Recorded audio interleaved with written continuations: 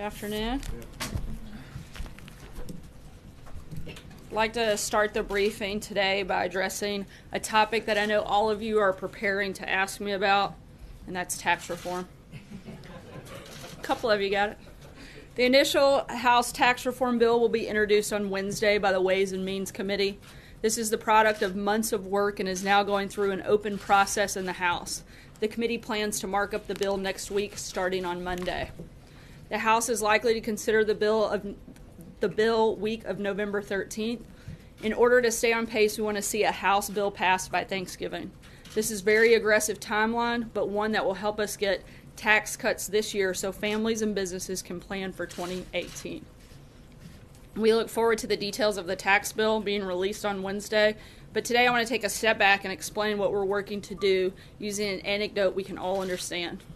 This story has been floating around the internet for a while, and it's important to keep in mind that the numbers are not exact, and I'm also not encouraging any drinking. So file that away. It's mostly for my parents. But I think you'll enjoy it.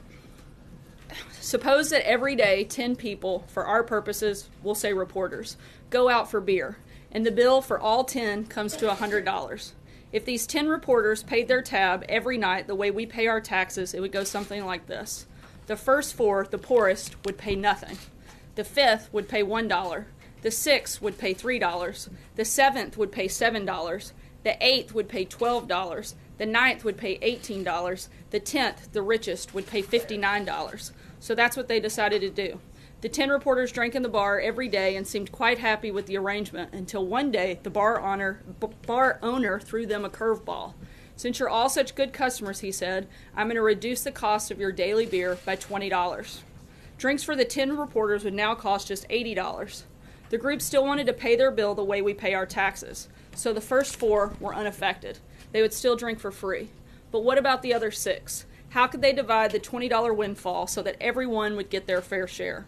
These are the reporters after all, so they're concerned with fairness. They realize that $20 divided by 6 is $3.33. But if they subtracted that from everybody's share, then the 5th reporter and the 6th reporter which would each end up being paid to drink beer.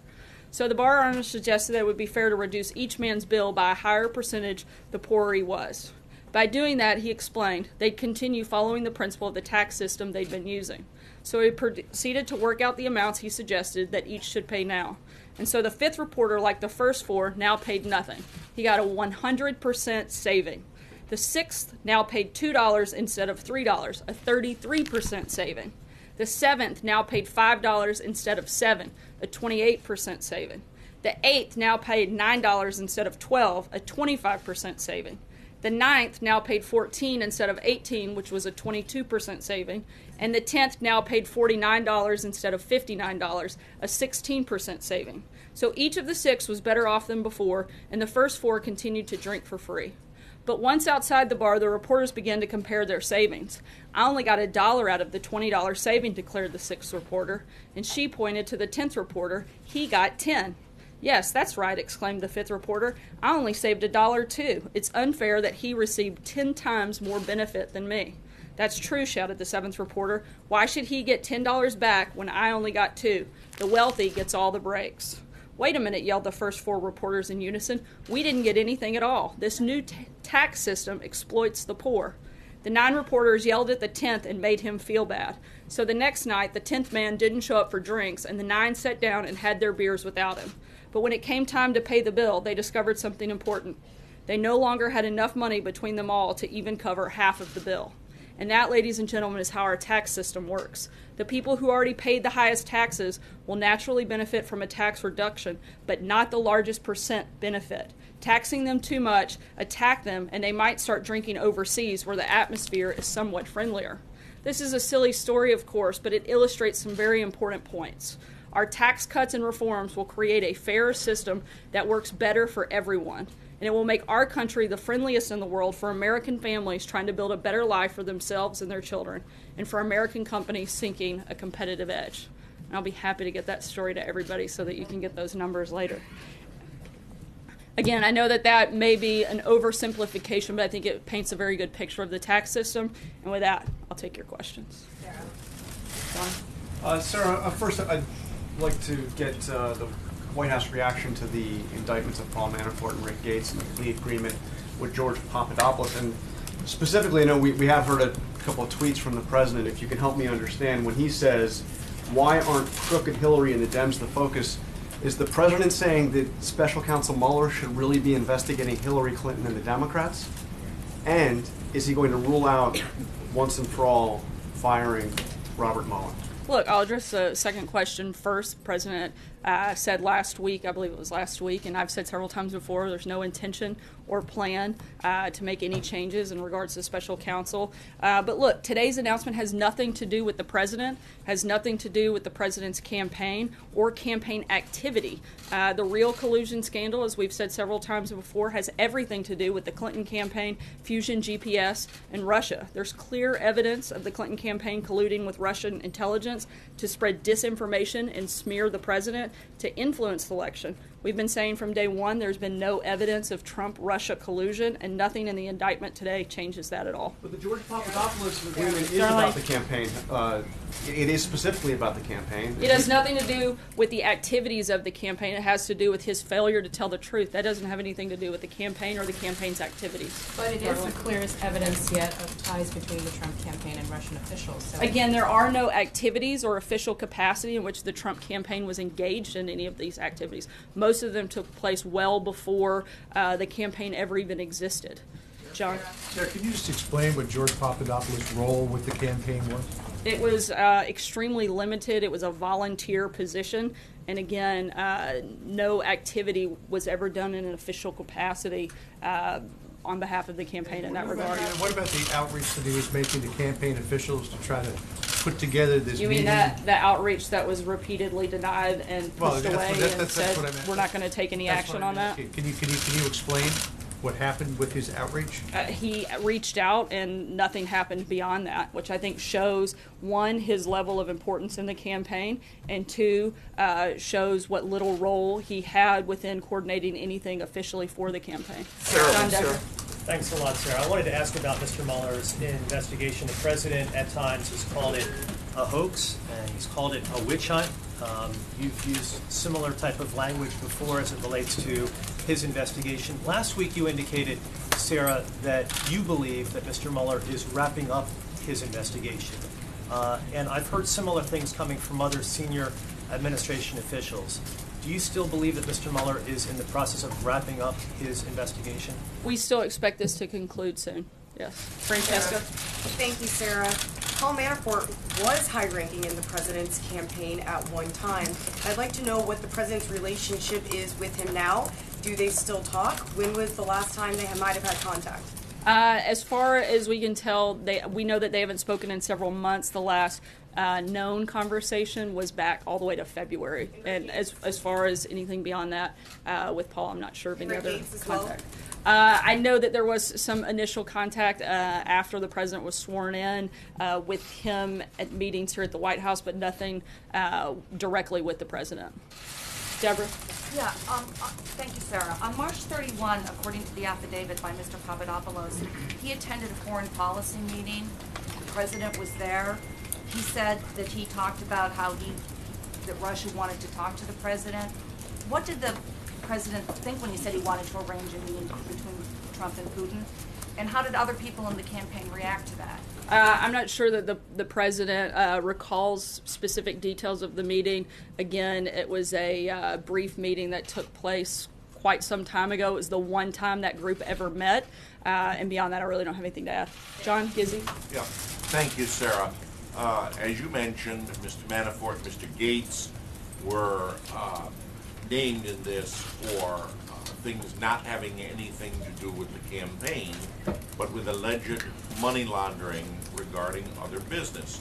Now, under those circumstances, would the president consider or rule out pardoning either of them? I haven't had any conversations with him about that. I think we should let the process play through before we start looking at those steps. And Papadopoulos at this time was reporting to Jeff Sessions at the time, who was overseeing Trump's Foreign Policy Advisory Committee. What does this mean for Jeff Sessions?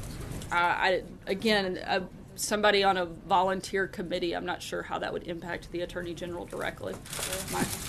Can you say, given what we have learned over the last few hours, can you say when the president was first aware that Russia was behind the hacking and was in the possession of emails, what they considered to be damaging emails about the Clinton campaign that they were trying to get to the Trump campaign? When was he first aware of that? I'm not sure of the specific date of when that took place, so I'd have to look and get back to you. Jeff. Sarah, does the president regret having hired Paul Manafort to be his campaign manager? And is he and the rest of the White House concerned that this issue will distract from tax reform and the other domestic policy and foreign policy? We're not worried about it distracting because it doesn't have anything to do with us, because this is something that is action that took place outside of the campaign or campaign activity. And as far as whether he regrets having hired him to be a campaign manager? I didn't ask him that question specifically. Sir, how can you describe Mr. Papadopoulos as having a limited role when there's a photograph of Mr. Papadopoulos sitting at a table with The then president candidate has Trump thousands at a of national photographs security with meeting. millions of people. So He was also cited by then candidate Trump in a meeting with the Washington Post as to who his top foreign policy advisors are. That seems to fight against what you're saying. And also, how is it not collusion when George Papadopoulos is in contact with various people who are promising dirt on Hillary Clinton? A series of events that closely mirrors what occurred with the president's own son. this individual was on a. Russians in pursuit of information Finish that your was monologue damaging there. about the Clintons. How is all of that not collusion? Look, this individual was the member of a volunteer advisory council that met one time over the course of a year, and he was part of a list that was read out in the Washington Post. I'd hardly call that some sort of regular advisor, or as you want to, push that he's like a senior member of the staff. It's he was not paid by the campaign. He was a volunteer on a council that met once. Collusion activities there. He was pursuing I information think, from the Russians. again, he was a volunteer. I think Just- that's something you need to ask him. I'm not here to speak on behalf of the, thousands of people that may have volunteered on the campaign. Believe it or not, I have a question on this, but also on tax reform. The president has called on Congress to investigate Hillary Clinton. Is he confident that they will do that? I think that's a question you have to ask Congress, but I think that there are enough reports and enough information out there that seems to suggest it might not be a bad idea. Any congressional leaders of committees? I don't that know they if plan to do I that? don't know if he's had a member of Congress specifically tell him that they're planning My for question that. about tax reform is where does the president stand on the idea of phasing in the corporate tax cut so it would reach 20% sometime around 2022? I think the president's been clear that his priority is to make sure that that's where we start with the tax plan currently. I think, again, he's laid out what his principles are. As of right now, that hasn't changed, and don't anticipate that it will. Major? Sir, just so we have the terminology straight, when you say George Papadopoulos had no official capacity, what do you mean by that? I mean, he was a volunteer on the campaign and a volunteer member of an advisory council that met one time. So his activities were entirely of his invention. No one asked him to do any of these things. Is that what you're telling the American public? I'm telling you that he was a volunteer member of an advisory council that literally met one time. The reason I ask is now there are two episodes in which people associated with the campaign at a rather high level, at least in one instance, and George Papadopoulos is a member of a foreign policy or military advisory committee, sought dirt on Hillary Clinton from people representing themselves as either linked to or associated with the Russian government. Is that just a coincidence? The only interaction I'm aware of that deals with this individual was him reaching out and being repeatedly denied. So that's all I can tell you is he asked to do things, he was basically pushed back or not responded to in any way. So any actions that he took would have been on his own, and you'd have to ask him about those because I can't answer. Later activities of the campaign to have that same kind of meeting at Trump Tower. I'm sorry? What explains the campaign's later involvement with those associated with the Russian government, or said they were, to get dirt on Hillary Clinton later in the campaign? And we've Are these addressed that. things They took one are they meeting, coincidental? nothing came of it. No, I don't believe so. That does not indicate a pattern of trying to obtain that information from A that pattern government. of getting information about your opponent. No, the From big hostile difference government. here is you From have hostile government. a meeting that took place versus millions of dollars being sent to create fake information to actually influence the election. You compare those two, those are apples and oranges. What the Clinton campaign did, what the DNC did, was actually exchange money. they took a meeting. Those are far different. And one is pretty common practice in any campaign to take a meeting. The other one is actually paying money for false information. That's a big deal and a big difference. Thanks, Sarah. I have two questions for you, but first, if I could follow up on your comments there about the GPS dossier. This is an issue that many senior-level administration officials have pointed to during these questions about the special counsel. Has the White House asked the Department of Justice to look into this issue? Not that I'm aware of. Can I follow up on Mueller? You've spoken with the president today? Yes, I have. Can you give us a little bit about his reaction to the news this morning? Obviously, news that swept the nation's capital. But how did the president respond to this news about two people who did work for his campaign? Was he disappointed that Paul Manafort received this news today that he was being charged on these 12 counts? He responded the same way the rest of us in the White House have, and that's without a lot of reaction because it doesn't have anything to do with us. We are now talking about two of the most senior members of the campaign at a very pivotal time, through and including the RNC last year, who are now under federal indictment For something with very they did serious crimes outside that of the campaign. They did not allegedly conduct during their work for the campaign. But doesn't it speak to the president's judgment that he would choose to have these two individuals in very high positions, having allegedly committed these crimes in the years leading up to their roles? These were seasoned operatives, not you make it sound like they were regular offenders that have been in massive amounts of trouble. These were seasoned operatives that worked on a number of campaigns. Paul Manafort was brought in to lead the delegate process, which he did, and was dismissed not too long after that. And the president has no regrets. Again, I didn't ask him that question specifically. April. What leads you to believe that the Mueller investigation will conclude soon? Do you also believe that there could be more indictments? And my third question on another subject, welfare reform. The president talked about this a couple of weeks ago, and I've been trying to find out what is the focus, how do you plan to implement welfare reform? We haven't made any specific announcements when it comes to welfare reform. Those are ongoing conversations, and we're looking at ways to improve the system, but nothing specific to roll out at this time. I'm sorry, what was the first part of your question? The first one, what leads you to believe that this will conclude soon, the Mueller investigation? Have you been given a heads up? What? Those are the indications that we have at this time. I can't go any further than that. Indications from who and where? Sarah, indications from where? As I just said, I can't go any further. And also, what about, you don't believe there'll be any more indictments at all? That's a question you'd have to ask Robert Mueller. You're saying that it's going to be concluded soon. I still attend that we believe that it will be concluded soon, but beyond that, I don't have anything else to add on a specific time frame. Right here. Sarah, in March, the president called March 2016, the president called George Papadopoulos an excellent guy. Does he still believe that Papadopoulos is an excellent guy? Look, he was referring to the council. He was going through the list of names with the Washington Post, and nothing more than that, and complimentary of the people that were volunteering on behalf of the campaign. Told the FBI that a campaign supervisor told him, "I would encourage you to make the trip to Russia if feasible." How does that not constitute the campaign encouraging him to make contact with Russia? I'm not aware of that conversation, so I can't speak to that.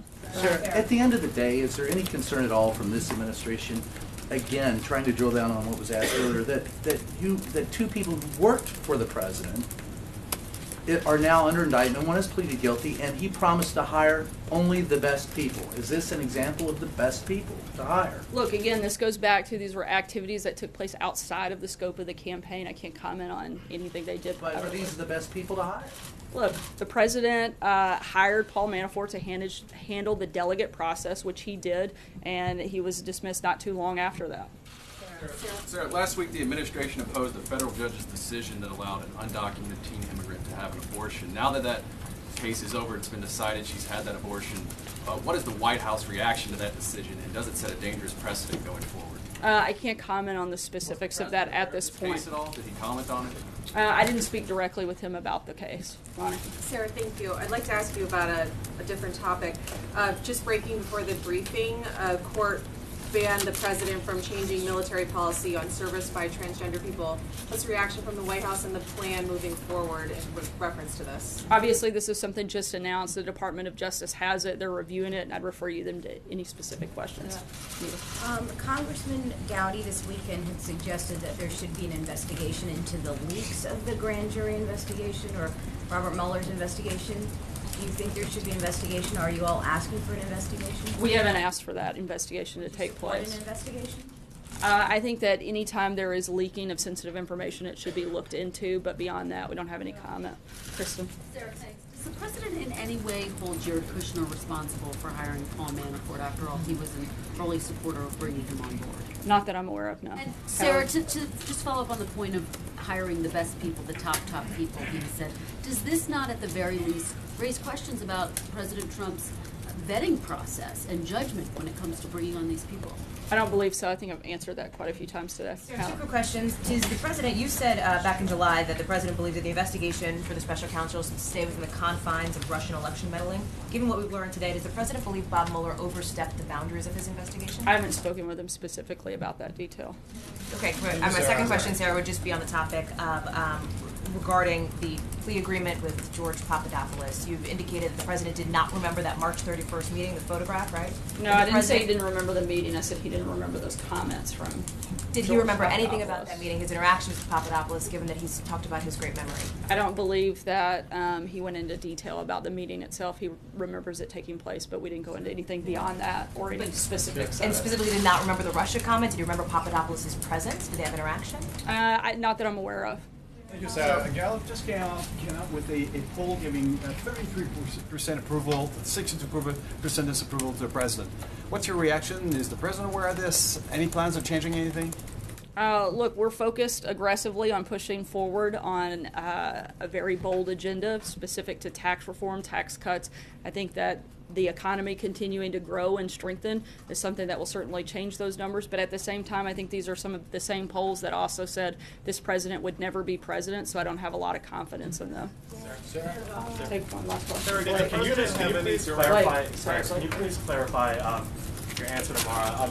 The stock market is moving downwards on this news that possibly the corporate rate could be phased in over several years. I wasn't sure if you were trying to make the point that the president would be for a phase-in or against a phase-in. No, I said that the president laid out his principles, and it doesn't include the phasing in, so we're still committed to that moving forward. But and I don't have any reason to believe we have changes on that front at this point. So the red line of a 20% corporate I'm rate not drawing tax a cut. red line. I'm just saying those are the principles that we've laid out, and we haven't adjusted or changed our principles since this process started. Thanks so much, guys. Have a good day.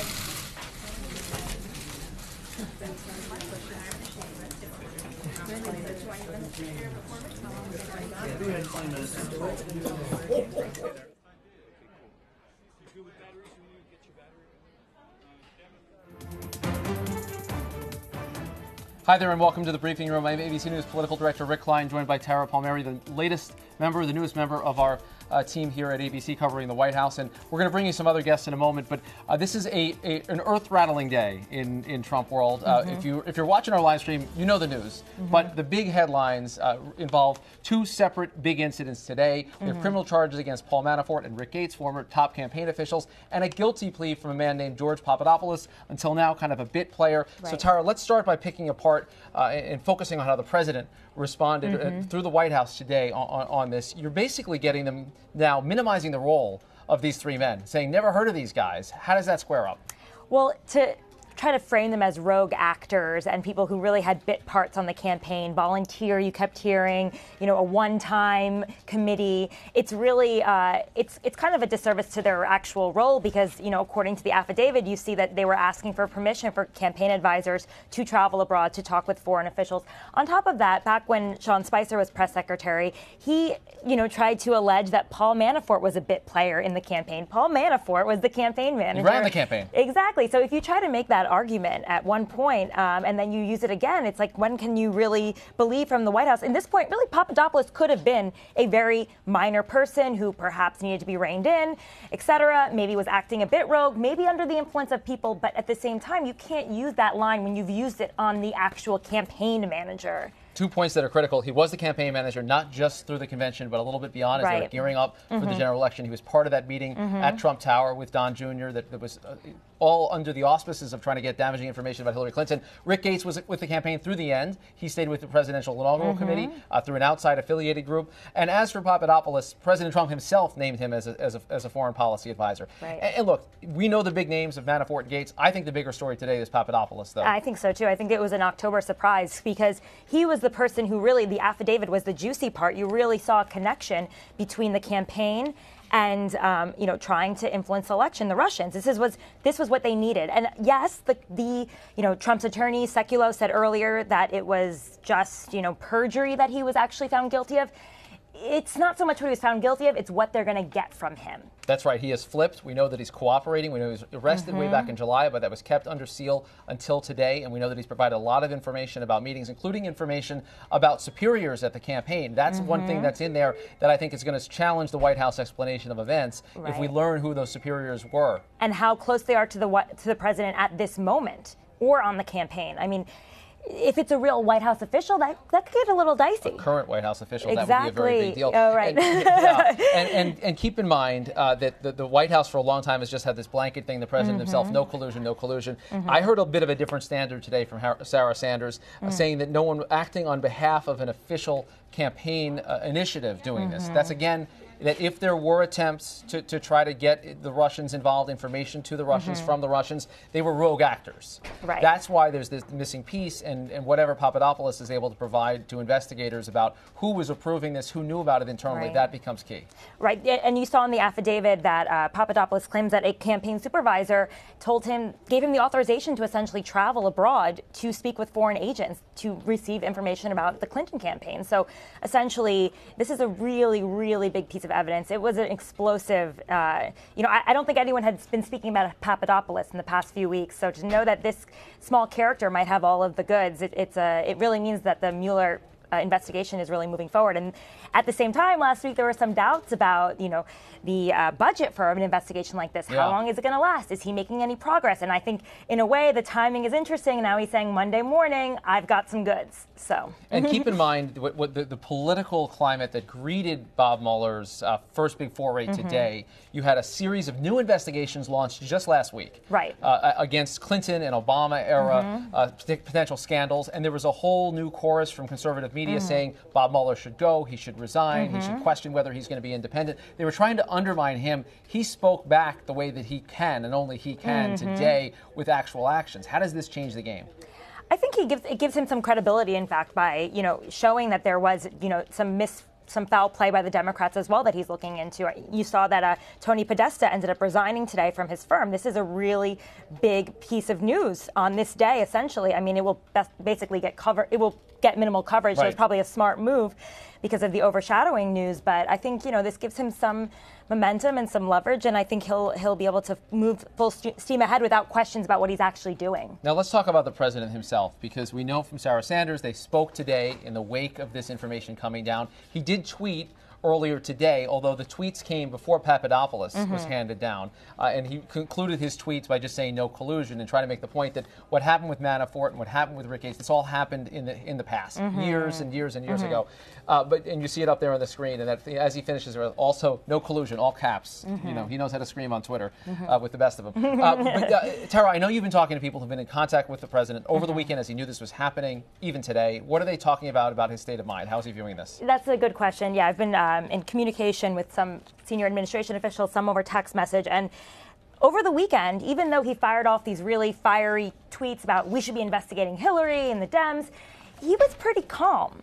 So, that's the sort of the dichotomy of Trump, is that he can be pretty fiery online and then switch really quick. He's got a very short attention span, but then there are times that I've heard from these same officials that he can be angry for a very sustained period of time, and it's usually over loyalty issues is what really fires him up. Now, after he found out about Papadopoulos, a source tells me that he sort of seemed to feel like, we've gotten through so much worse, and we can get through this as well. Taking the long view until he tweets again. I believe we have Pierre Thomas, our justice correspondent, joining us right now. Hey, Pierre. So give us your big takeaway about how this changes the game. What do we learn about Mueller's investigation, and how does it square up with what the White House has been saying so far? Well, I think the two things that we learned is, number one, that Mueller is clearly not afraid or has no reluctance to go to or go after major figures that were in Trump's orbit, specifically Paul Manafort. And the case that was presented, the guilty plea involving George Papadopoulos, is going to be seen as a very significant matter in this sense. He's a cooperating witness who's been helping investigators now for months, since July. And his story is one of which he claims that he was communicating with Russians, people that he knew or suspected or said that they had ties to the Russian government. Then he made the cardinal mistake. The one thing that you don't do. He lied to the FBI about it.